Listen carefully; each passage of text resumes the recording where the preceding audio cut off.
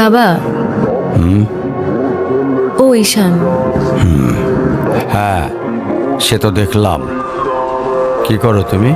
আমি এলএলবিতে লাস্ট ইয়ারে আছি। ও, স্টুডেন্ট।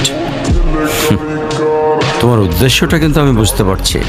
তো তোমাদের মতো ছেলেরা কেন আমাদের মতো বিজনেসম্যানের মেয়েকে টার্গেট করে, কিসের লোভে, সেটা আমার খুব ভালো করে জানা আছে।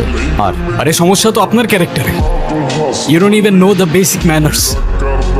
কিভাবে কারোর সাথে কথা বলতে হয় সেই ভদ্রতাটাও শেখেন নাই আপনি। হোয়াট ইউ মিন ভাই তোমার মতো ছেলে? হ্যাঁ, কি টার্গেট করছি আমি? আপনার টাকা?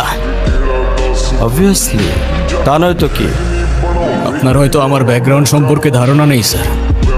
আপনাদের মতো সো কল্ড বিজনেসম্যান আমার বাবার অফিসের লাইন দিয়ে দাঁড়িয়ে থাকে। আমি এখানে আসছি শুধুমাত্র ওকে ভালোবাসি বলে, সেকেন্ড কোনো উদ্দেশ্য সমান নাই। তুমি তো একটা বেয়াদব। তোমার ক্যারেক্টার সম্পর্কে আমি খুব ভালো করে জানি।